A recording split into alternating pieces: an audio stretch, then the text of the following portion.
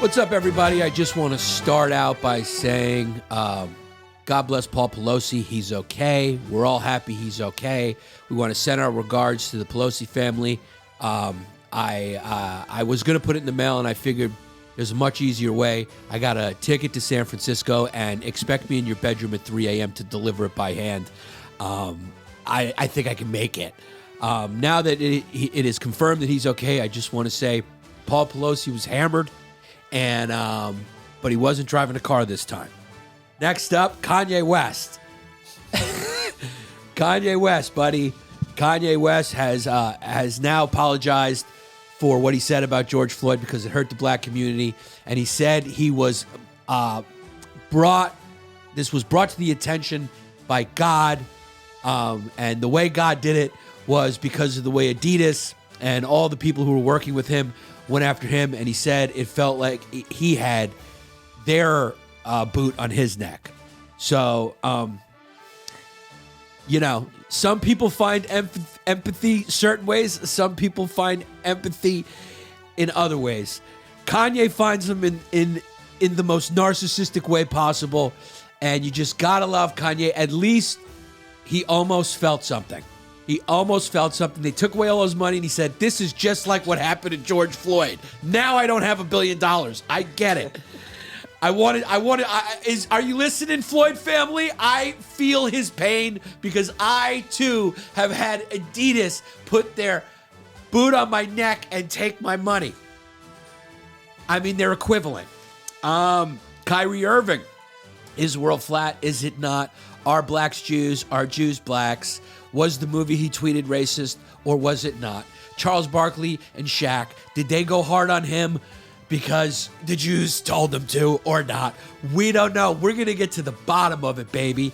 iPhone lockdown in China. What is going on? iPhone factory lockdown over a COVID scare. What is this, 2021? Get with it, okay? Open the freaking factory.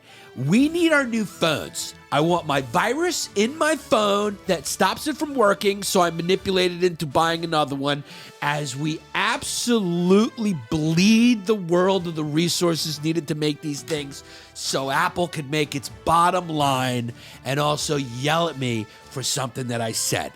Trump is still defending against his taxes. He's got the Georgetown Clamps. That is a basketball reference from anyone who was a fan of college basketball or the Big East in the 90s. The Georgetown Clamps on whoever tries to get his taxes, dog. Just call him Gary Payton the Glove. You try to get his taxes, you will be covered like who's the greatest cornerback to ever live? Darrelle Revis. Like him. There is a planet killer asteroid that has been discovered in the glare of the sun.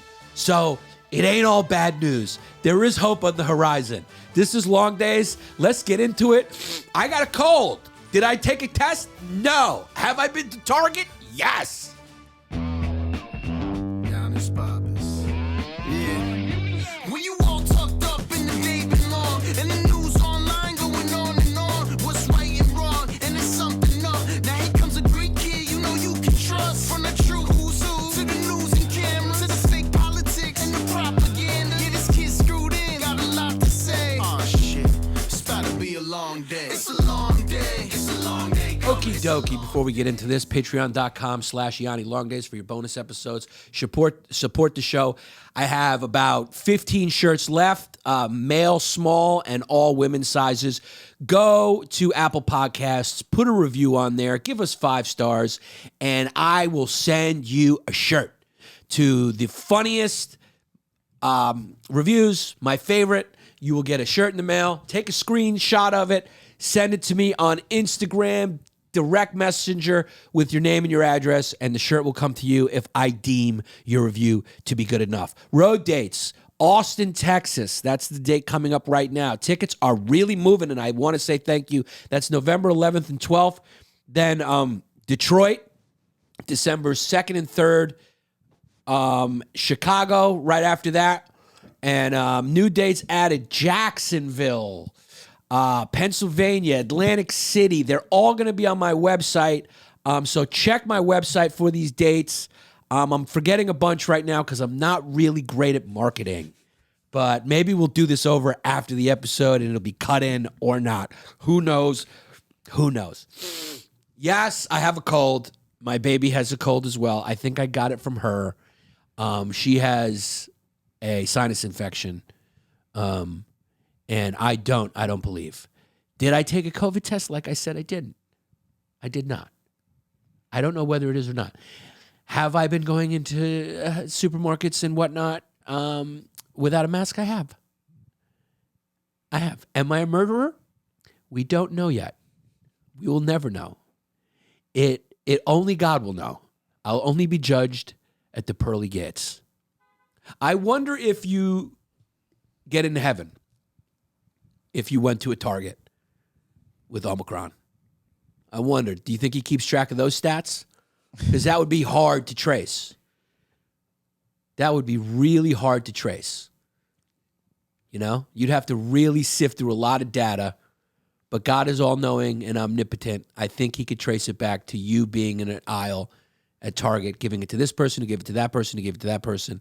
That ends up killing someone's grandma who was on the runway anyway. Flight is ready for takeoff. Apparently, China is still doing zero-tolerance COVID lockdowns at the biggest iPhone factory in the world.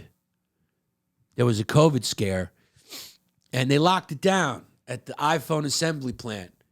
Now, what do you guys think? Does China know something we don't know about COVID? Why are they still doing this? I don't see the benefit of this for anyone. The only thing it makes me think is that they know there's some like horrible long-term effects that like maybe when you're doing your podcast, you just drop dead. Imagine, that would be fucking hilarious. Like, You'd be the first person to die on a pizza plate. Yeah, a pizza plate that has notes on it. I'm sure there's a few people who've died on pizza plates. We got some big boys. We got some big boys within our borders. But what's going on here? Why are they still locking down like this after the vaccine? Is it just because they're an autocracy? Because they're communists? Like, what am I supposed to believe here? It was a mistake. I think it was a false positive. It was a false positive. But yeah, but why are they locking down even if it was a positive? Because they're scared. Because they think people have COVID, but really they're just eating too much wasabi. Yeah, wasabi's Japanese, but I'll take the generalization. Too much General Tso's, which is also more American. They don't have. You go to China, you ask for General Tso's chicken, you see a chicken's foot hanging right out of it, and it's not something you'll sue over. They'll go, ooh, goody. They get excited over it, like a foot hanging out. You know, they don't have the hang-ups we have. They'll eat it. They'll have a General Tso's rat. They'll cook a rat in a wok. So I just don't understand. Jesse thinks it's because what? You had a theory. What like how does this make sense to you that they're locking down? How does it so they're trying to just hurt us? Maybe they're hurting Apple because Apple's trying. You got to be crazy to keep your business in China right now. But wouldn't that backfire? Because like what they're doing is going to make Apple want to leave more because it's slowing down their money. Yeah, you never mess with someone's money. Yeah, but they're leaving anyway. I'm sorry, I did the accent when I said money. Money. Not in this climate. You can't make that joke right now. I'm gonna go like a Swede. The money. The can't mess with the money. I don't want to say the money. So you think it's I don't know. They might just be gumming up the works. Who knows what they're doing? They got a master plan they think is going to work. But so you think it's just part of the master plan? I think companies have to reconsider where they. Right, China's been America's factory for the last 30 years, and that's going to change. Right? Yeah, you can't be dependent on one country anymore. Yeah, but I wouldn't see how China would want that. But it seems like they're facilitating this. They're like, you don't want us, well, we don't want you. Now we're going to fuck. Maybe it's that. Maybe it's the breakup thing. Maybe they're going, oh, you don't want us, well, I don't want you anyway. And then they're going, damn it, that's where all my money was. That's how we made all our money. Because, what's going to happen as a result of this is what's already been happening, obviously, is that, and not for any moral reasons. You'd think it would be for moral reasons. You think you'd go to a company and go, hey, man, You see what they're doing to all these Muslims. They're rounding them up. They're cutting their dicks off or whatever. They're forcing them to learn something. Maybe you, for a moral reason, you don't want to have your factory there. That doesn't cut it in the capitalist system. You go, does it hurt my bottom line? Okay, well, hear no evil, see no evil, my friend. But once you start messing with the bottom line, then the companies go, okay, I think I'm going to take my business over to Sri Lanka. I'm going to take my business over to Vietnam. I'm going to take my business over to Albania. I just bought some boots that were made in Albania. I always like to, whenever I buy something, I always look where it was made. You see Nikes? A lot of them are now made in Vietnam. Yeah, because they don't want it. They don't want the supply chain to be interrupted by China's zero tolerance policy. This makes no sense to me. The thing that is possible is that they're more aware of the long-term effects of this virus, and that's why they don't want it spreading. And they know how dangerous it is, and maybe that's what it is. We're all going to drop dead in 15 years from like testicular cancer or something, and they know that. Otherwise, it doesn't make sense to me. That's why I'm a little frightened by it. I'm going, this doesn't make sense. All conspiracies are about making money. I don't understand how China would mess up their own money here. To hurt Apple. It don't make no sense to me. But whatever it is, I'll just say don't drop your iPhone, man. Don't crack your iPhone right now. You want to keep that iPhone. Don't crack it. Don't drop it. You got to put an OtterBox on it. It's the only thing that works. By the way, this is the only case that really protects your iPhone. Those ones you buy at the Apple store, when you just drop, it just breaks. It's like I don't even know what the point of that is. Anyway, COVID's alive and well in China. And it is alive and well in Soho. There's another disease, RSV, which sounds like a 90s female R&B band. But it's like it gets kids and infants. Respiratory syncytial virus. And they go to the hospital, they die. They say it's a bad flu season. Whatever it is, we're all going to be okay. So gear up. I think at this point you're be more scared of the flu than COVID. I think the flu is going to be bad. But anyway, we just wanted to sprinkle a little news to you first before we get into the big story. What's funny is what I was trying to do right there, and it was part of my point. I'm trying to avoid the only news that is everywhere. I'm trying to find something else to care about, but you can't anymore. You can't. Nobody's going to care about any of this stuff. Nobody cares about the iPhone factory going in lockdown because Kyrie Irving tweeted a book. Kanye West finally understands George Floyd's pain because he lost his Adidas deal. And Elon Musk is going to charge people for Twitter. He also tweeted out a conspiracy theory about Paul Pelosi banging his gay lover from San Francisco. Not a great move. I'm going to say it's not a great move. And here's the deal. Let's say the story ends up being true, which of course we know it won't be. Let's say in 5 years it comes out. Well, who knows? It could be, you never know. Everyone thought Jussie Smollett was attacked by MAGA guys in Chicago. You never know, but probably no. But let's just say even it does, right? Still wasn't a good move. You just buy a company. You don't want to stick your neck out like that on a theory just immediately in a response to a Hillary Clinton tweet. It just shows you that no matter how smart, no matter how successful you are, Twitter will get you. Twitter is the worst. I don't know why he bought it, but this is going to be Elon Musk's downfall, dude. You know how many Tesla cars are going to have malfunctions in their computers because he's sitting there sifting through Alex Jones's Twitter to find out what may be the deal? You know what I'm saying? It's like, Elon Musk, how come you never built your self-driving robot trucks? It's because I was too busy watching the documentary, What is a Woman? I was too busy looking into this Hunter Biden situation. I mean, I don't know how this guy has time. He also's got 18 kids, dog. He's got more kids than Sean Kemp, than a fucking Mormon missionary. I mean, this kid, he's kidded up. He is strapped with kids. He's got now as many companies as he does kids. And he still finds time to take a peek at an article a day after this happened, going, wait a second, Hillary, there may be more than meets the eye. So I went and read the article that he tweeted. I was like, what is this more that meets the eye? There may be more to this story than meets the eye. What could it be? Could it be this was a financial hit? Could it be financial? The guy is a massive real estate tycoon and very lucky investor. Boy, who has more luck than Paul Pelosi in figuring out what's going up and what's going down? He just seems like a magic touch. It's almost as if his wife is in charge of knowing that stuff. He's a lucky guy. Could it be financial?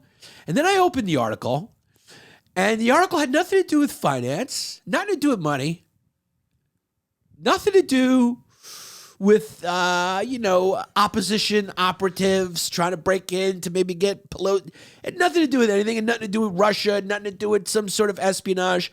The article was about Paul Pelosi and his nudist gay lover.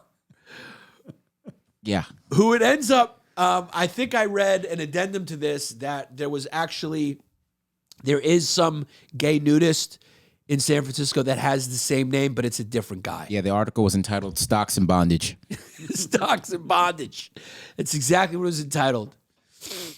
So the Santa Monica Observer newspaper. You never quote a newspaper that has 3 words in its title. Might as well go with the Bay Ridge Courier Gazette. The awful truth, they tweeted, I love how they just go, the awful truth. They just went right into it. The awful truth, Paul Pelosi was on drugs and in a dispute with a male prostitute Friday morning. Hashtag Paul Pelosi. Okay, so we're trying to get on the trend. Everything's content, baby. Don't forget to hashtag, especially if you're going to throw out a wild theory that you know is going to be retweeted by Donald Trump Jr. Paul Pelosi stated, quote unquote, he doesn't know who the male is, but he advised that his name is David and that he is a friend. Yeah, that sounds like they're gay lovers. I don't know who he is. Hold on I don't know who he is. I don't know who the male is, but he advised that his name is David and that he's a friend. Okay, could it be possible, Elon in Santa Monica Observer, that maybe he was calling the police under duress and a guy had a hammer and zip ties and came to kidnap Nancy Pelosi, which means he's unwell, and I didn't want to alarm him too much. So I'm talking down the way you talk to a rabid dog, or like a bear coming at you, I don't think you'd get on the phone in that situation and go, if you were smart, and go, get here right now. There's a guy in my bedroom who's coming to zip tie my wife. Or, it'd be funny if they had like a fight the night before and the guy showed up and goes, where's Nancy Pelosi? And he goes, you know what? Fuck it. I'm 84. She's a cunt. She's at 456 19th Street. Go fucking zip tie her up and get her out of my life. Part of him was going like, fucking take her. Jesus Christ. She didn't even come bail me out when I was hammered and drunk. When do these people retire, by the way? He's 84? How old's she? She's in her 80s? There's gotta be a cutoff limit. Here's the reason why the founding fathers did not codify that, I believe, that there is an age limit for when you shouldn't be in politics. I think the reason they didn't is because back then I don't think they ever imagined anyone could live to 84 years old. All right? It's like telling them that there might be aliens. I don't think they could see it,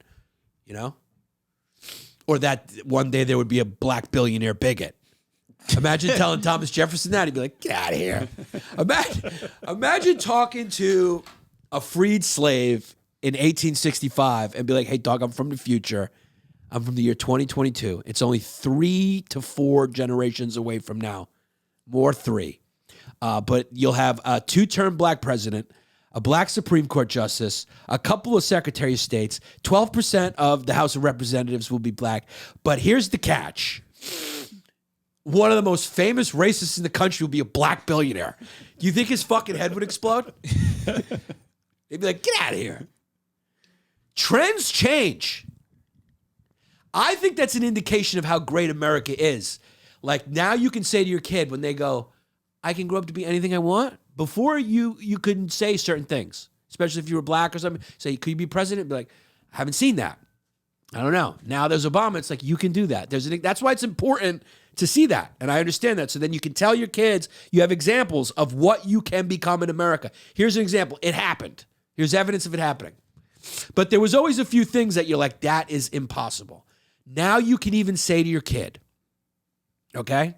They can go, Daddy, can I grow up to be one of the most beloved artists, but also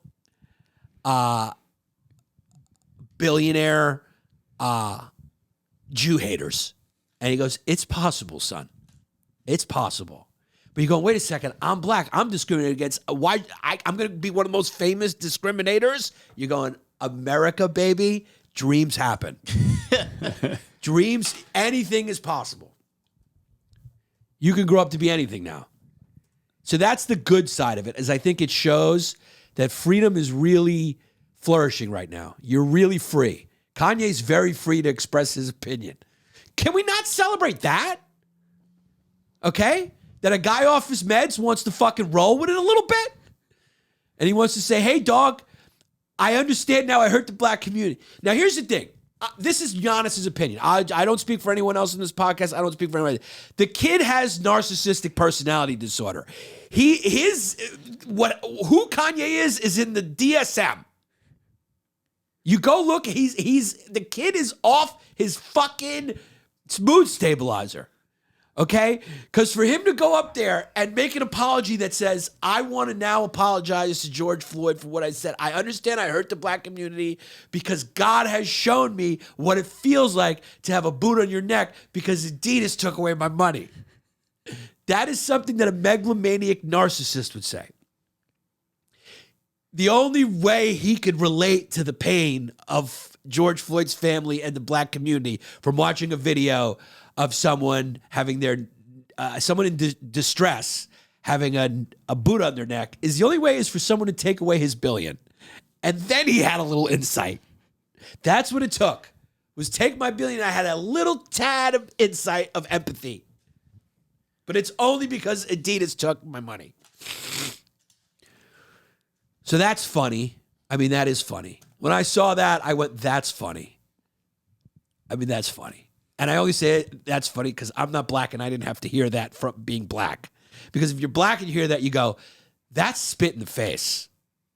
Saying, hey, I now understand what it's like to have a boot on my neck because Adidas canceled my contract. It's also unbelievable to have God tell you to do that because some people, God is Jewish. Yeah, and also God's more of a Nike guy. I think he's got a contract with Nike. I don't think he's allowed to say Adidas. I think he's under contract.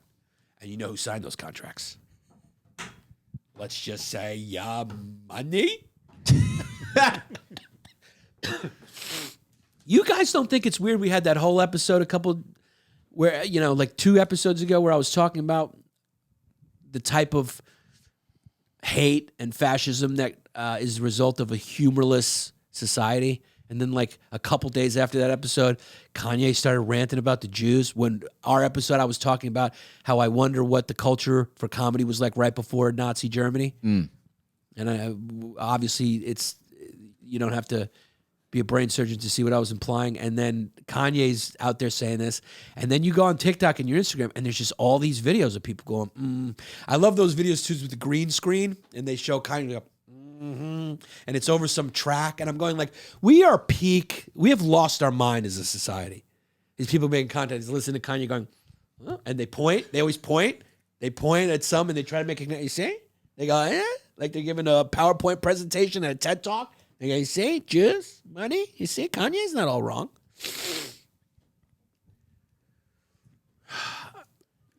It's just a shame. It's a shame that this is going down. You know,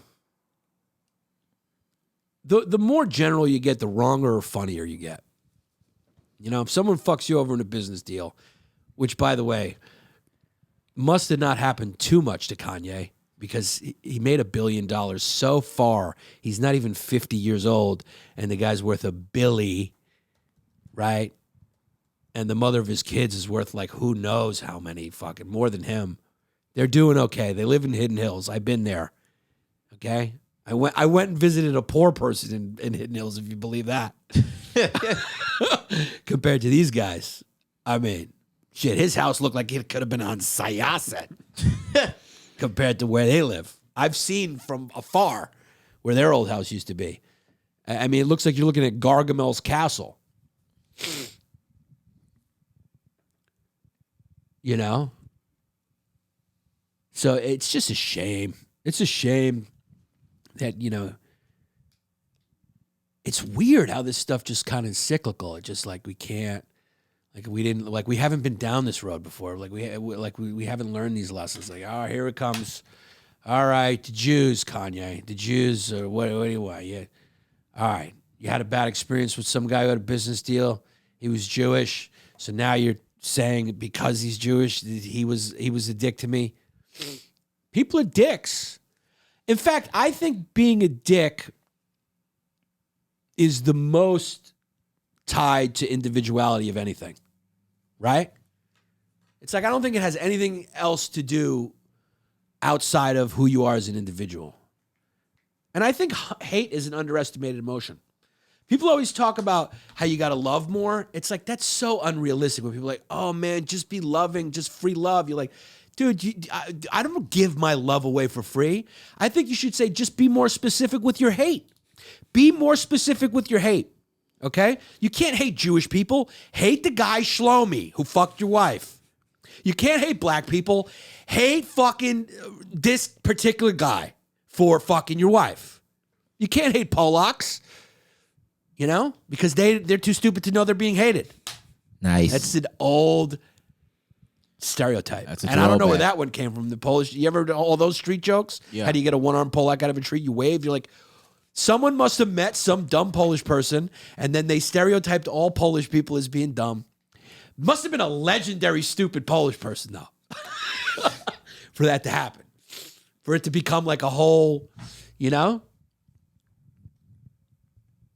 You know? Some Greek doesn't bring if you ask for cheese fries and he doesn't bring you the cheese on the fries, just hates stratos. Yeah. Don't hate a whole Greek culture. If you're at a Mexican restaurant and you go to the bathroom and a Greek steals your tortilla from your lengua tacos, don't hate all Greeks. Hate the Greek that did it. Wow, you hold a grudge. Yeah. Did you ever hear that story? I think we were in San Diego? San Antonio. San Antonio. And he went to the bathroom. I just stole a taco. You stole the taco. Yeah. And what made me bad is when I came back to the table, I heard him breathing, eating the taco. It wasn't lengua because I would have never eaten the taco. No, you stole was my a steak. tortilla from my lengua tacos. Oh, it was just a tortilla? What are you talking about? It's just a tortilla. You're getting upset over a fuking piece of smashed corn? Yes, We could've got tortilla. There's a another lot one. of Mexicans that died for that shit. True.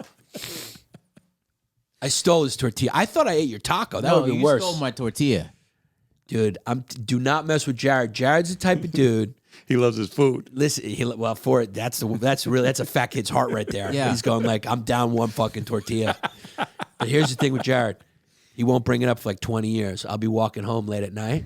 There'll just be somebody comes up with a gun and a silencer right bang bang and be like, you still owe me that tortilla, bitch. Whack! And take me right out. Guys, we're brought to you by Bon Charge. Love this company. Love what they're doing. I use their glasses. What are they? They're a holistic wellness brand with a huge range of evidence-based products to optimize your life in every way.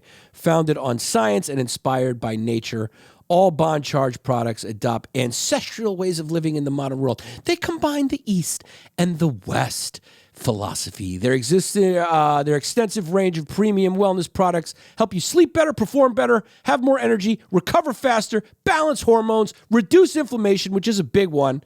The list is endless. They got their blue light glasses to their red light therapy to EMF management and circadian-friendly lighting. Bon Charge products help you naturally address the issues of our modern way of life effortlessly and with maximum impact. And I love the computer glasses, dog. That's what I use because I'm staring at the phone so much. I highly recommend them. Everyone should be using them if you're staring at your phone. If you're on your computer, just put them on. They're computer glasses, and it's really not great for your eyes without protection. So hit up Bond Charge, get yourself those or any of the other products that you might like that they have. All you got to do is go to bondcharge.com/fumes and use the coupon code FUMES to get 20% off. That's bondcharge.com/fumes, and you get 20% off. And just to remind you, the glasses come in non-prescription, prescription, and reading options. So go check it out. I love my pair, and also there's other stuff up there like blackout sleep masks, blue light bulbs, red light therapy devices, EMS, like I said, 5G protection, bunch of cool stuff that's necessary for the modern world living. So Adidas drops Yee, foregoing 250 mil. Is that what he's losing? 250 mil? Just this year, 246 million this Just year this year that he would lose. that they're losing. Oh, they're losing from dropping him? Mm-hmm. How much of that pie was Yee's? Probably a lot, right? Half? In a year. They have a big resale market. I wonder what that's going to do to the resale market. I don't know. Yeezys. Here we go. This is an article here. Well, they'll probably do good in Germany. A move that reportedly left a $1.5 billion debt in his net worth. So that's how much he was making. $1.5 billion for dude. So he was a legit billionaire. Kanye. Yeah. I think Yeezys were like Adidas' biggest seller. They were huge for It's Adidas. like Jordans for Adidas, right? It was their only competition with Nike. Yeah, and it's amazing because I don't love the Yeezys. It's amazing. Nah. Then I he just showed don't up love to Skechers lobby. You heard that one? That was great where he went into Skechers lobby and they just escorted him out. The fun thing about this is that we've seen so many people get canceled and then they apologize it's just fun to watch a guy who's just going all the way with it. It's fun to watch from a spectator standpoint, not putting all the bigotry and all the sadness of his mental health or whatever your take is as a distant, emotionless, detached observer who enjoys the circus a little bit. It is fun to watch someone go so deep down the rabbit hole. You know what I'm saying? Yeah. Like, because you're used to people going like, "Oh, I'm sorry, I said that." Kanye just comes back and he goes, "Do you see the interview with Lex where he goes, I want to get back to the thing that you said that was hurtful," and he goes, "Which thing?" And he goes, "Well, when you called it Jewish media, it is Jewish media," and you're going, "Oh, this dude, he's convicted. He's an anti-Semitic Johnny Cochran." Yeah, I mean, he is convicted in his beliefs. There was points where Lex said something and he went dun dun dun. He was making music, like, dude, he feels untouchable, like the way like crazy people in the street when they go like, "I'm talking to a guy," like, and he's talking like God's speaking to me. God is speaking to me. It's interesting to watch. That's life, right? It's like there's funny moments, there's sad moments. It's all about how much you want to care about it. Yeah. And it's a very interesting thing. Like anyone who claims to be godlike or a heavenly figure, they always get struck down in the most brutal ways. Yeah, because they're not, and it's delusional, and it's a sign of a mental illness. Yeah. Yeah. That's one of the telltale signs of megalomania, narcissistic personality disorder, schizophrenia. I used to work with mentally ill people. And I'll tell you, if you work with that population, you meet Jesus a lot. And he never smells good. No. And also, either he's consumed with turning water into wine or, because they love wine. I tell you, I've met a lot of Jesuses who like booze. So that seems to be one of their favorite things. So it's the big news, man. I mean, there's not much to say about it. We joked about it. It's like, it is what it is. This is not Kanye's first blitzkrieg into the media, as we said. I do kind of agree a little bit with the black perspective that I've seen. I've seen some takes that Kanye was able to call slavery a choice, and there was no backlash. But now there's a backlash when he targets the Jewish people. I've heard from Michael Rappaport he would prefer if we said Jewish instead of Jew. You see how people ruin everything? People ruin everything. Elon, you're going to learn that the hard way. You're going to try to have this free speech forum, and people are just going to be slinging the N-word like it's Compound Media Christmas party. So, I mean, people ruin everything. Here Kanye comes along, he ruins the word Jew. Now I can't say Jew. Even if it's funnier phonetically for me to say Jew, I got to say Jewish or I'm a bigot because of Kanye West. You know what I'm saying? People will ruin everything, even words. What was my original point? Disparity between the Jewish backlash and the backlash. Right. So that was interesting to me. That is an interesting point. It is right? true. Because there was a point where he rolled up into TMZ and he's just like, slavery was a choice. And the guy's going like, can you explain that? And he went, no, I can't explain it. It's a choice. And you're going, what do you, dude, the people who don't think that he's crazy or off his rocker, I mean, there's another point. Or that he's not an attention-starved narcissist with some disorder, whatever you want to call it. How could you argue slavery? That's like saying, hey, man, take a bite of this pizza. It's a banana. And you're going like, what? That's like going, hey, dog, jump into the water. You'll get dry. You want to dry off? Hop in that pool. I mean, slavery is actually, by definition, the opposite of choice, right? Otherwise, it wouldn't be called slavery. Yeah, there's no consent seminars on the plantation.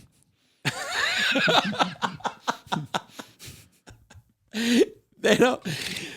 The master doesn't sit you down and go, so, you have a bright future ahead. Have you ever thought about what you want to do? What do you see? Now, we know you have a stronghold in picking cotton. Have you thought about finance? What do you see for yourself? It's not like going to a guidance counselor. Come up to the big house. Do you like to be called boy? Yeah. Darrell, you're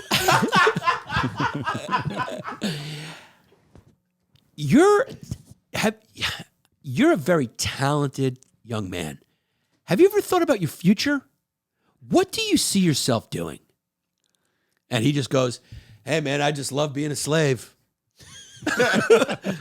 You know, what can you do? All right, I guess there's nothing we can do. Darrell says he loves being a slave. And Kanye goes, see? And you're like, oh, Kanye, that didn't happen. There was defense to that, though. When he said it was a choice, people said, oh, the slavery mindset was a choice. Like when you had references to John Brown and the revolution that he led, there were a lot of other slaves that just stayed. But people were so adamant to defend Kanye when he talks about black people. But now he talks about Jews. There's no wiggle room. There's no compensation or consideration for it. It's just a full-on attack. You don't appreciate or you don't support any of those ideals. And that's the disparity that black people see. It's like, Well, there's some truth to that, I think. Yeah, I a think little there's bit. some truth to that. Yeah, I think there's some truth to that. But I also think, to Kanye's point a little bit, about if that's what he meant, the slave mentality, I think black people need to come down harder on him. It's got to be black people that come down harder on Kanye in a unified way, like come down hard on him. Because the Jews will come, yes, the truth is the Jews have been discriminated against for thousands of years. The Holocaust being something most recent that was horrific. And the Jews are resolved and unified to have that never happen again. And so they're preemptively, they just don't let it happen. So I think maybe the black community needs to come down hard on Kanye and stop buying his Yeezys and stop walking around with those stupid people tires or whatever. I don't know what it is, but that's what needs to happen because that's what's happening with the Jewish issue, The right? level of forgiveness is a higher threshold for the Jews too. Because you could say something about the Jews, you won't say anything. You could say something about black people won't say anything as long as you produce Travis Scott's new album. That's what you just have to produce the hits. That's absolutely correct. But anyway, I mean, it's hard to avoid. That was my point at the beginning. We tried to talk. What did I try? I tried to talk about the fucking iPhone factory. I couldn't even find myself caring about it. We're no longer an information-driven society. We're no longer hungry for data. We're hungry for salaciousness. We've been conditioned for drama on television, in the media. It's one big reality show. Even if you tune into comedy podcasts now, I got to know the personal life of what's going on with fucking Bobby Lee. Who gives a shit? You know, everything, people want drama. Here's my family. I'm like, I've never fucking put my wife on this fucking podcast. She's not an entertainer. People want the drama, though. Art is dead. Art is fucking dead. All you got to do is turn on the radio to hear that. It's dead. People don't want it. There's no demand for it. It's really not anyone's fault besides people. People have devolved in such a way that they want the ruckus. And I think in some ways the media just maybe provides people what they want. I don't know. Or is it the media manipulating them into what they want? I don't know. Because we've never seen this before in this culture. The salaciousness in media, you know, the rush to judgment, you know, even with the Covington story, the Jesse Smollett story, and to a certain extent, the Kavanaugh story. Now, this is not popular for me to say, because as soon as I say those words, whoever's left-minded perks up and goes, oh, Yanni's a Nazi, because that's the world we live in right now. But here's the deal. A woman comes out of the woodworks. Okay, now I am pro-choice. I'll just say that. But I'm a rule of law guy. Right? So I don't like the things that are just good for the people I agree with. I like it to be fair for everyone. That means the law rules, not what I want. Now everyone's just going after their fucking interest. So if they can break the law to get the person they hate, they'll do it, which is dangerous because, like, it's the quote from A Man in All Seasons, when all the laws are broken down. You know what I'm talking about. I love that. One of the deepest shits ever done. St. Thomas More. When every law is down and you've taken every law down to get the devil, when the devil turns around at you, all the laws been laid flat, would you be able to stand in the winds that blow then? You're goddamn right I would protect the devil with law. I do it. What is he? Let's play it. Play it, because it gives me goosebumps. Shout out Professor Ed Smith, the American University, who turned me on to this. Professor Ed Smith, who was a black man. My mentor in college was a black man. Every time I watch it, I get chills. I just got chills again. Every time I watch it, I feel the goosebumps. There you have it. Nobody can say it better than that. That's, I think, the first time in podcast history, in comedy podcast history, that we did 3.5 minutes from A Man for All Seasons. And, you know, what can you do? When people say, Yanni, you know, how come this podcast doesn't have 1 million viewers? It's because I make decisions against what the people want like that. Okay? But you're going to get your vegetables on this podcast. So here comes the airplane. Eat your asparagus. So there you have it, man. You know, that's why law is so important. That's why it is important. Now, Paul Pelosi, another story we can't avoid. Did we finish the Elon thing? We kind of did, right? Yeah. I kind of made the funny out of that, right? Oh, no, we got sidetracked. Yeah, so what can you do? But yeah, he went, his whole perspective was, it wasn't finance. It was a gay lover, and that's what he decided to tweet. Oh, so this is where we were, right?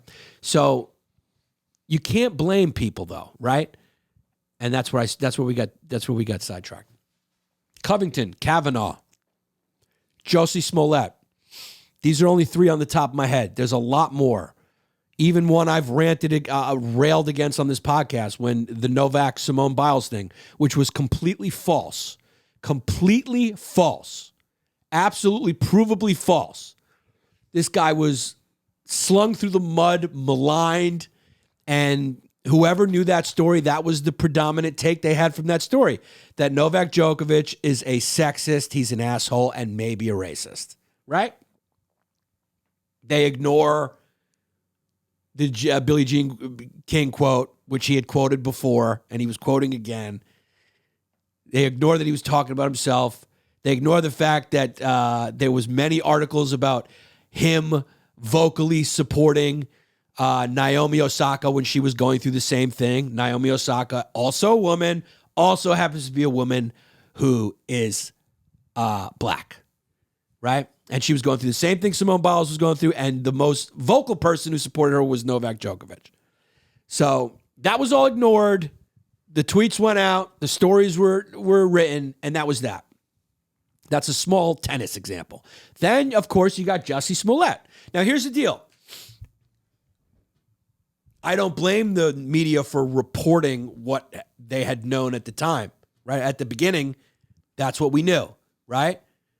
But there needs to be a standard for veracity. You have to look at a story and go, allegedly, this is what's being alleged. There's no suspects. This is the story. You have to frame it a certain way, right? Everyone knew. I mean, like, it was a week or two, and it was going around. Hollywood actresses were getting on talk shows going like, you know, this is happening left and right. I can't believe this happened. And it was all a lie, right? It was all a lie. By the way, not a lie hard to discern. All you got to do is watch one Dave Chappelle joke and know that it was not a hard lie to discern. Remember, he was going like, black people were eerily quiet. Because we were like, he's lying, right? But he had the best Jussie Smollett joke where he goes, MAGA hats, find out where Kanye West was last night. Chicago, MAGA hats, find out where Kanye West was last night. I mean, it was a ridiculous story.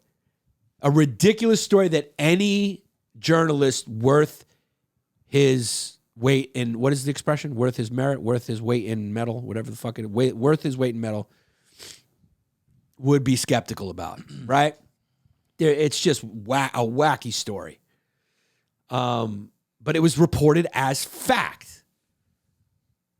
The Covington kid was reported as fact from a troll account in Brazil who initially...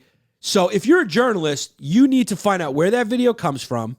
You got to find out who that source is, who recorded it, all that stuff before you put it out. That's why the Manti Te'o documentary is so good, is because it really shows you how the media rushes now because they want to be the first one to the story, and that's more important than the veracity of the story now. And it's on display in the Manti Te'o story. I mean, that guy has been slandered. I don't think there's a better human being on the planet than Manti Te'o, and that he was catfished is very understandable when you watch that documentary, because that kid is a psychopath. I mean, he does that female voice and you're going like, what the fuck, dog? You know, and you're like, how come you never met her? It's because he's Manti Te'o, one of the biggest football players in the country, carrying a football team. He's busy. He's busy, and he's also very religious. He's not anxious to see her. He's falling in love with her by phone. It all makes sense, but the media made him into this stupid... Gay. Yeah, maybe he was gay. Is this him hiding he's gay? All this shit that they came up with. Because the media is rushing and they're being salacious now, right? So the Kavanaugh story. Now, people are going to hate me for this, but just hear me out, dog. Maybe it happened. I don't know. But I will say this. The facts aren't great. And the suspicion is high. And that's where we sidetracked. Because like I said, I am pro-choice, so this has nothing to do with that. But Kavanaugh, who is clearly pro-life, who is clearly a Trump selection, who clearly, as a Trump selection who's pro-life, is an ominous harbinger of what's to come, if you're from the left's perspective, when it with respect to Roe v. Wade, right? There was big motive. If you're a detective, you're going, there's big motive to try to slander this guy and prolong this appointment. There's big motive. Huge motive. So this woman comes out of the woodwork from 40 years ago and tells a story where he and this other guy were in a room, and what he jumped on her, was like trying to caress her, whatever, trying to hook up with her, and then she ran out, She ran out. So you don't know. Let's say that did happen, right? Or something like that. Okay, so he was drunk and being aggressive. Okay. What was the other guy? She said the other guy was giggling or laughing. And then that guy says, doesn't corroborate it, right? There's all this stuff like about nobody at the party corroborates it. There's some other woman, of course, who has nothing to do with her, who says she also had some incidents with Kavanaugh. It's all he said, she said from 40 years ago. And then there's this whole big investigation and fucking thing. And from so long ago. And then the media's going, hero, I believe her. I believe her. And yeah, I mean, look, you don't want to call someone a liar. You don't want to say that it's not true if you have no reason to. But it's like, if it was, I can understand why it happened. There's a massive motive for somebody to try to do this to Kavanaugh, right? My point is you can't report it as fact. It's not a fact. It is not a fact. And when you talk to people who hate Kavanaugh, they'll yell at you like it's fact. And you're going like, hey, man, I'm not even I'm a pro-choice person. That's my position. Like, I'm just saying, can you do this to a person? Can you really just do this to someone with no evidence? Like, what's the fucking evidence here? Anyone can say anything, especially if they have a fucking motive. And then the Covington kid, like I said, reported as fact. Went around the world. This Covington racist kid in his MAGA hat, and then you see the whole video, and you find out where it's from, and it's a troll account in Brazil. You're like, oh man, and it's heavily edited to cut out the beginning of the part where that old man marches right up into his face and bangs the drum in his face, and he just stands there, partly smirking, partly not, and they take that still and they just go, and people are going, I've seen that smirk before. And it just paints him as this horrible person. Now, by the way, this kid cleaned up. That's not a big news story. That's not a big news story that this kid won $100 million from a couple of news organizations for slander. That's not a big news story. How come that didn't go around the world? Now, it shouldn't matter what your politics are. It should matter that you are aligned with the rule of law and people's rights.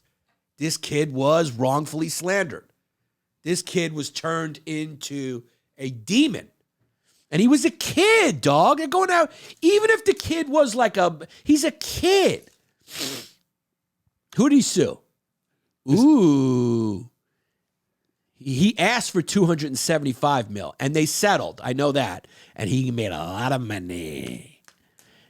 Not a big news story, but you know what was it? If you ask anyone right now who's on that side of the story from when it came out, they don't even know about this because the story is already painted that he's this horrible kid who was yelling at this old Native man, and not this young kid who happened to be, they're all Republicans, whatever. They like Trump, whatever. They were on a school trip. And this particular kid was just standing there when this old dude came and banged his drum right in his face. And all he did was, he showed restraint. If some old man came and started banging a drum in my face, I'd at least give him a low shove. Be like, yo, man, get the fuck out of my airspace. Right? Get out of my space, old man. And then they would click it right when I was pushing. They'd click it. And then they'd be like, Yannis Pappas. Formerly represented by Chris Italia, the owner of the stand. You know who was at the stand at one point? Gavin McInnes used the bathroom there. Yannis is tied to the Nazis. So people have lost trust.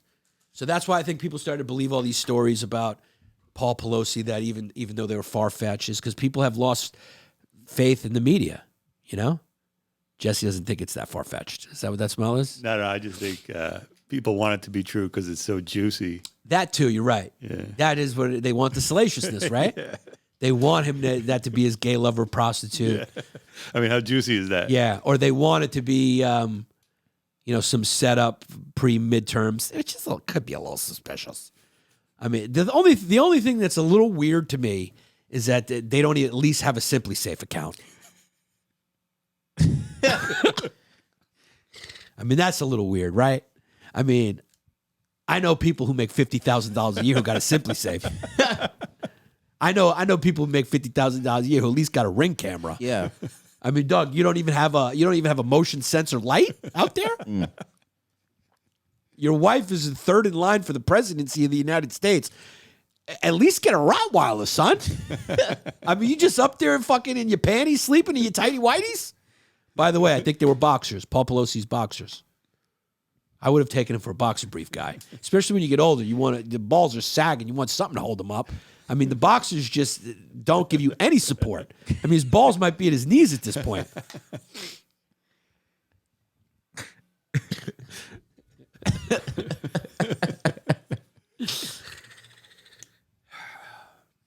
So the right-wing guy hasn't conceded in Brazil, even though privately they say he has. Who gives a hell? I don't care what happens in Brazil. As long as Bang Bros can continue to work, I'm all good. As long as they can trot out some MMA fighters from the deep favelas, I'm fine. As long as I get to watch some woman say, Faji, Faji, Faji, and I get to see some MMA guy speak through a translator after he submits somebody, I'm good. That's all I care about Brazil. Whatever their politics is, fine. Just keep trotting out those fucking jiu-jitsu guys. Because I love a freaking nice card on a Saturday night when I'm depressed because I'm not booked.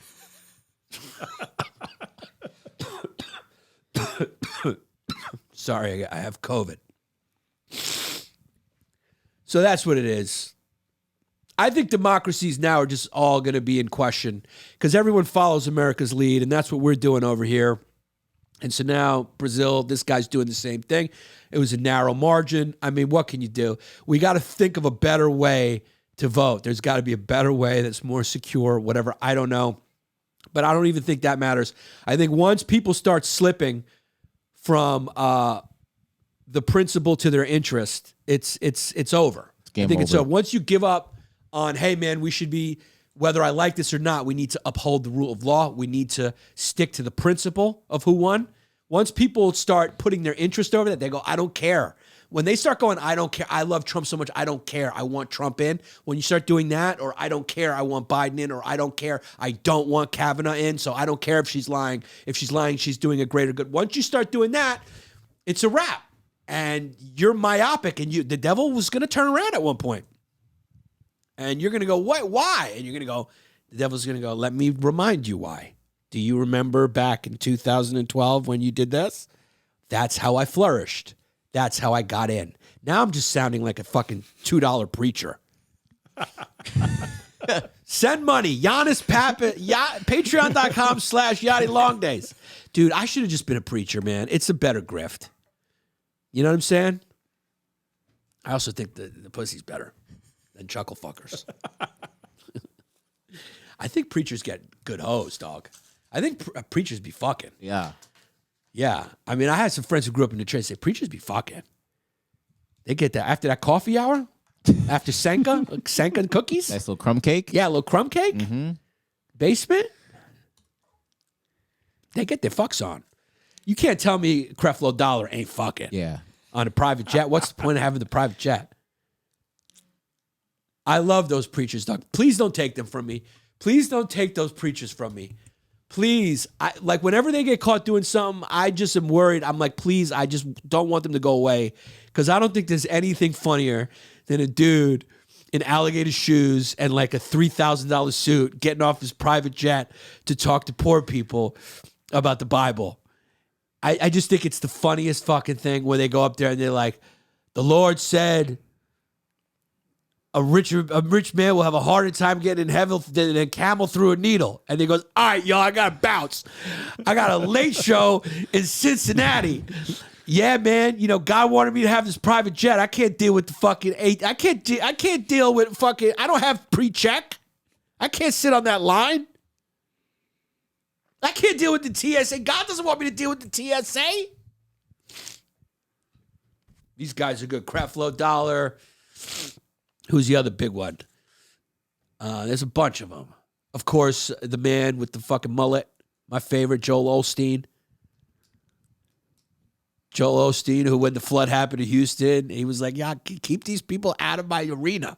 Do you remember that story? Do you remember that? I think it was no, it was the flood in Houston, right? Houston, yeah.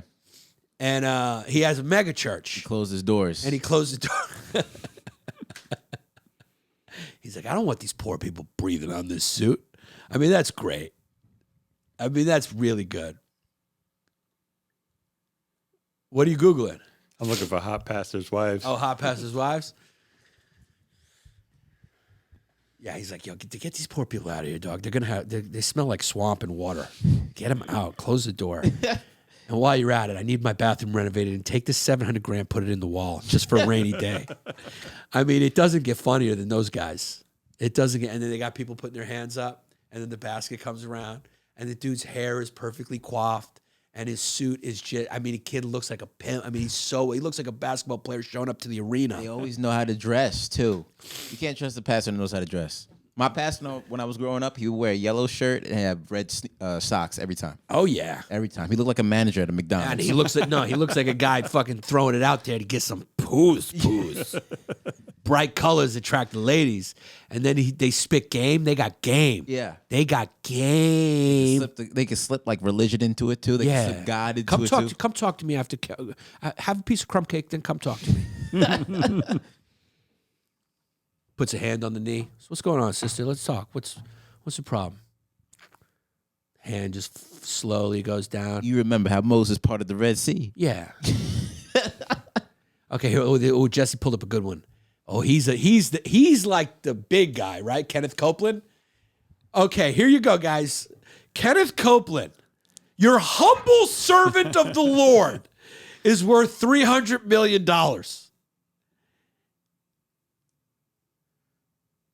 David Oyedopa. I don't know this dude, but he's worth 150. That's a big. Copeland is bringing in the big numbers. Copeland's like the Taylor Swift of preachers.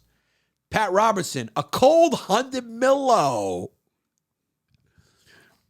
Benny Hinn. Oh, you remember Benny Hinn? No. You don't know Benny Hinn? He looks like a magician. Dude, Benny Hinn. He's like an Indian dude. He's got accent, everything. He's estimated to be worth a humble 60 million. Pastor Chris Oyakalomi. How much does this dude got? Wait, we breeze over him. Not right here. 50 million. 50 bill. Peanuts. Joel Osteen, low on the list with only $40 million. Who knew that being a preacher, so much money in it? It's almost like Nancy Pelosi, how did she get her 400 mil? How much are they worth? 100? Oh, they're rich. Yeah. Wait, keep going. I want to see how much Creflo's got, because Creflo's one of my favorites. I used to watch Creflo, and I would enjoy it. Late at night, I watch Creflo. Creflo got a measly 27. I mean, he's a humble servant of the Lord. 27 mil. Got to get your weight up on that. Yeah. He has 2 Rolls Royces, $1 million house, a private jet, and several other assets in the United States. Guys, these guys are getting paid like CEOs of like Coca-Cola. Rick Warren. Look at this guy. He was big in politics. He's got 25 mil. Louis C.K. of pastors. He looked like Louis. Jesse Duplantis has got 20 mil and an Instagram account. Bishop T.D. Jakes, 18 mil. You remember those there was a little phase where there was like the cool L.A. preachers. Do you remember those? The one he was rolling around with Justin Bieber, and he was dressed like a couple of NBA players and Justin Bieber. He was around. What's his name? They cheated on his wife. The glasses. I forgot his name. T.B. Johnson is 10 mil. Dude, we were reading off these numbers like these are the top 10 draft picks at the NBA. And these are their contracts. Yeah, ironically, they dress the same, too. Yeah, they do. Can you look up that guy? Because that guy, I got a kick out of that guy. I mean, this dude looked like he could have been serving you coffee in Williamsburg. Who was it? Just go Justin Bieber's pastor, cheated on wife. He wears like flannels all the time. Oh, dog. Yeah. You're going to love this guy. You're going to love this guy. There he is, Carl Lentz. Look at this guy. Look at that guy. Yeah. Yo, look at that guy. You can see that guy sipping an espresso in Soho. There he is. There he's with Justin Biebs. What's Carl Lentzworth? Let's see what. So he brought in this whole era of like cool preachers. He was jacked too. Like he's like ripped. If you afterwards pull up some pics of Carl Lentz, he's ripped. I mean, he's ripped like Brad Pitt in Fight Club. He would tell you about the body of Christ and tell you how to use creatine. Yeah.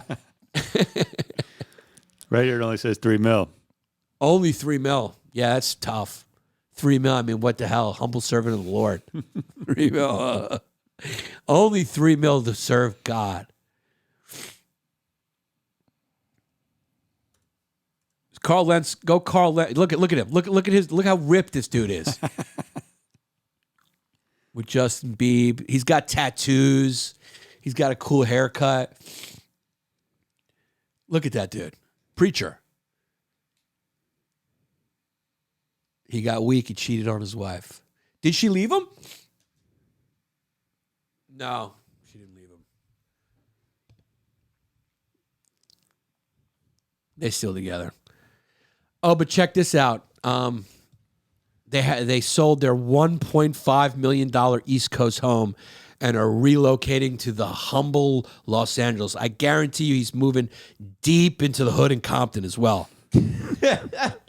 That'd be funny if I go to Whitney's house and she's like, I want you to meet my next door neighbor, Carl. And be like, what do you do? Yeah, I'm a preacher.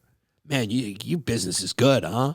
He goes, that'd be fun. I would love to have like a real combo with these dudes and be like, yo, man. He just tells it to you real. He's like, listen, man, money's good, man. He's like, look, it's recession-proof, dog. I mean, the worse times get, the more people come to church. I mean, you can't lose, dog. Anyone tries to argue with you, just tell them, yeah, your faith's not strong enough. You get to fuck people's wives. They look the other way. You know, he goes, I'll be honest with you, it's a pretty smooth gig. I got an accounting degree. I hated that job. I hated that. He just gives me the same spiel that Joe Gatto gave. Like I was selling baby furniture. And then we pitched this whole Jesus thing and people started buying it. Next thing you know, it was 100 people, then it was 10, and then, you know, we just collected an email list and the shit got big, dog. I had somebody with the clicker at the front like Kevin Hart, and we just got massive. And then with Justin Bieber, that put us on another level. Justin Bieber really put him on another level. When Justin Bieber went to see him to get straightened out. Because Justin Bieber had some hate in his heart when he did the song One Less Lonely. One Less Lonely. Yeah, let's not get demonetized. Yeah. You're like, how come Arista Records didn't make that hook? They do have a good gig, right? They make almost as much as podcasters. Now. And finally, TikTok. All right, I don't know what to do. Okay, here's the deal. I'm creeping up on 200,000 followers on TikTok. TikTok's the only place that like you can actually get seen, you know? Because they don't have like they do collaborations. They don't do advertising on your videos. So once the advertising on your video starts like it is on Gram and Facebook and YouTube, you know, you have to be Mr. Beast. You have to be doing charity work to get viewed for the algorithm to like you, because at that point you're selling like mainstream advertisements. You know, you're like running for president at that point, you know? You got like Michelin commercials, you got, it's not Manscaped at that point, right? So YouTube and Instagram are not great places for comedy anymore. They're just not. It's not. I know. I post the same video on TikTok and I post it on Instagram. TikTok will get like 1.1 million views, maybe a couple 100,000 fake. Who cares? That's still 700,000 real people who now are easily locatable by the CCP. Big fucking deal. Do you think I care about what the CCP is going to do with my information? You can have it. I just go with what Kuj says. They already got it. And look, you can sit down Kuj, right? Kuj is an influencer on TikTok. We had him on. That episode's coming up. But you ask Kuj, hey, Doug, do you want to go back to washing dishes in Poughkeepsie? Where was he? New Paltz. New Paltz, Do you want to yeah. go back up to working in a kitchen in New Paltz now that you know that the CCP knows what you jerk off to and all your information? Or would you like to continue making fucking videos over your parents' stove and getting paid $1 million to do it? I bet you Kuj goes, you know what? I don't care what the CCP is doing to Uyghur Muslims. As long as I don't got to go back to New Paltz and wash dishes. And I'd be lying to you if I said I didn't feel the same. TikTok is working. Please don't take away TikTok. I bow to you, CCP. But the head of the FCC, the commissioner of the FCC, Brendan Carr, wait a second, he's not Jewish? I thought they were in all positions of power, Kanye. Elon Musk is not Jewish? Jeff Bezos is not Jewish? Wait a second. Every president of the United States that's ever been, there hasn't been one Jewish person? That doesn't make sense, Kanye. How does that make sense? The owner of the San Diego Chargers is Greek and not Jewish? It's Kanye, that doesn't make sense. That does not make sense.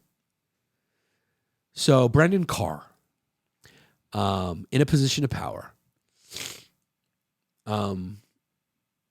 says, I don't believe there's a path forward for anything other than a ban. Whoa, whoa, whoa. Whoa, I think, whoa. Everyone's had a little bit too much to drink. Whoa. Let's just calm it down here. Take it slow. Let's back up. You had a little bit to drink. You said some things that, you may regret in the morning. Let's just calm down. Why don't we sleep it off and talk about this tomorrow? Okay, Brendan? Whoa. Let's take it easy here. Okay? You're not taking TikTok from me, dog. I don't care if TikTok knows my address, sneaks into my house, and murders my family. My clips are getting viewed right now. So Carr and lawmakers on both sides of the political aisle have expressed mounting concern that TikTok's parent company, China-based ByteDance, did I pronounce it right? ByteDance. I want to try to get the pronunciation right. ByteDance is sharing U.S. user information to Beijing officials, with Beijing officials. Critics say the Chinese Communist Party could attempt to influence U.S. politics and social discourse through the app. Listen, I don't think there's much you can do with Kuj. I don't care how many Beijing operatives contact Kuj. He's not going to start selling chicken fried rice. He's an Italian kid from Staten Island who lives with his ma. There's not much more he's going to come out of that. TikTok is in negotiations with CIFUS, that's an acronym, on the potential divestment from ByteDance that would allow the app to remain operational in the U.S. despite the privacy concerns. Well, dude, what privacy concerns? I mean, is anything private anymore? We're confident. Look at me. I'm defending TikTok. That just shows you how big self-interest is. Now, here's the deal. If I only had 10,000 followers, I'd be like, fuck TikTok. That shit is bullshit. You see all these people they're propping up? They're propping up all these people. They don't have talent. They don't got real talent. This is all bullshit. They're just trying to get people's information. Ban it. But as soon as I start popping, I'm like, whoa. Let's see what their position is. Maybe they want their information to make sure you're safe. Maybe they just want to know where you are at all times just in case you get in trouble, your blood pressure spikes. They want to be able to contact the local hospital to let them know where you are. That's all the CCP wants to know. They're just trying to make sure your health is good. He goes on, at its core, TikTok functions as a sophisticated surveillance tool. When's that fucking icon going to go away? That harvests extensive amounts of personal and sensitive data. Yes, I mean, come on. I would love to just be the lawyer for TikTok. Yeah, I mean, sensitive information. I mean, what's sensitive? What are you talking about? Is it ticklish? What do you mean? Is it traumatized? Did the information have some sort of PTSD? What do you mean by sensitive? What information is sensitive? Information is either information or it's not information. So I have issue with the word sensitive. It is clear that TikTok poses an unacceptable national security risk due to its extensive data harvesting being combined with Beijing's apparently unchecked access to that sensitive data. This doesn't doesn't sound good.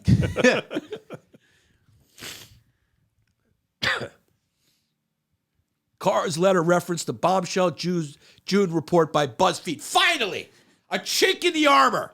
Pun intended. BuzzFeed News.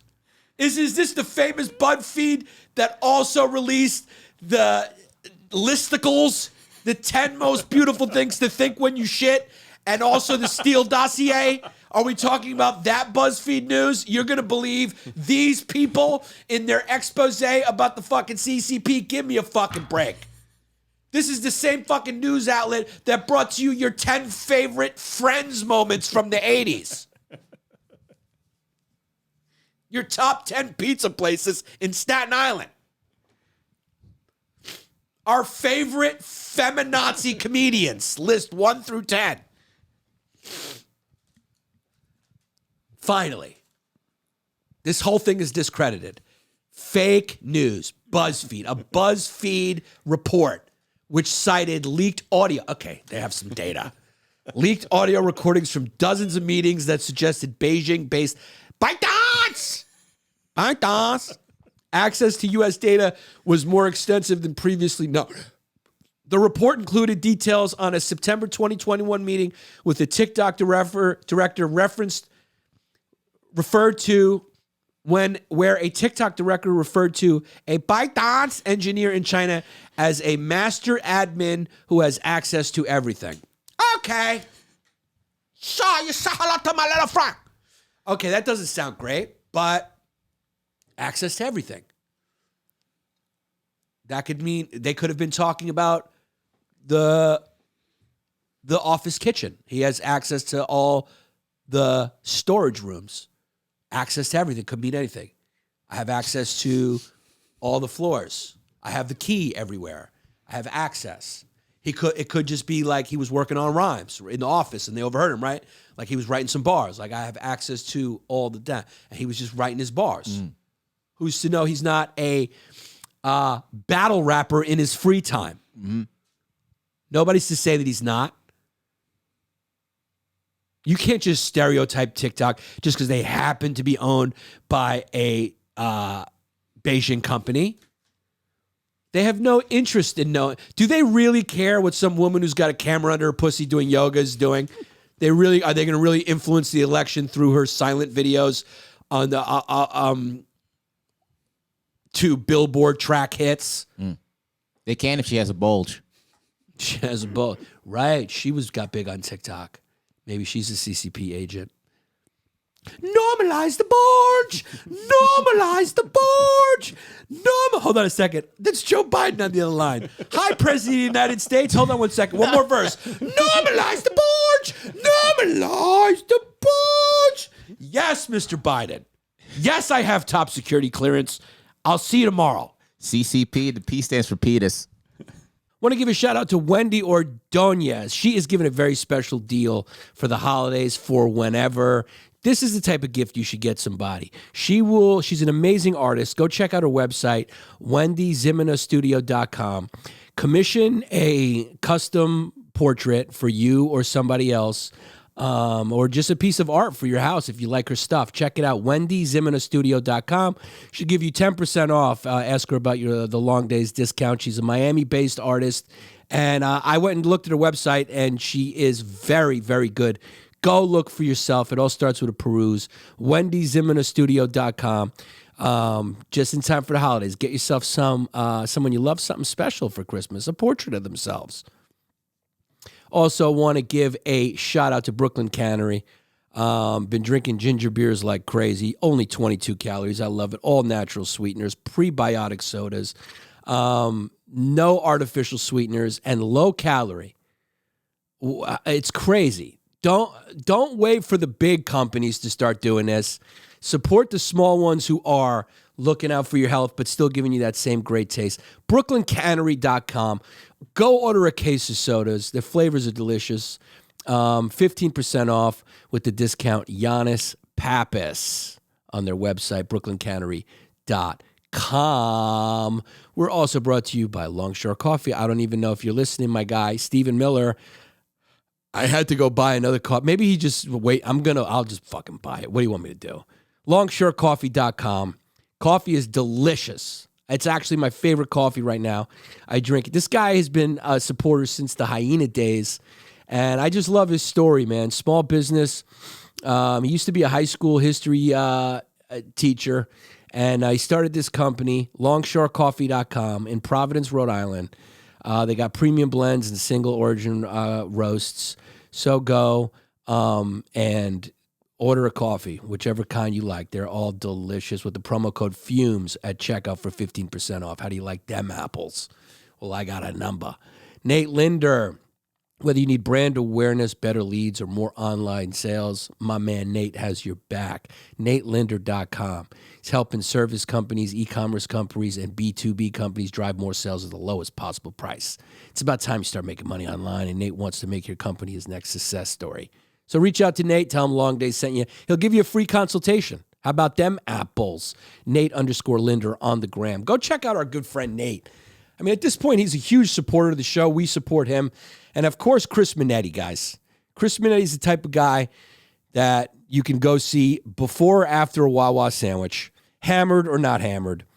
And, just roll the dice. Hand him a piece of loose leaf paper. See if he'll cash it. Maybe. If you catch him, you never know what this kid will cash. He will cash your check at Minetti Financial Services. Philly and South Jersey area. Call them up, 215-750-3730. I now know this number by heart. That's all there is. That's all the info is the phone number. So call them.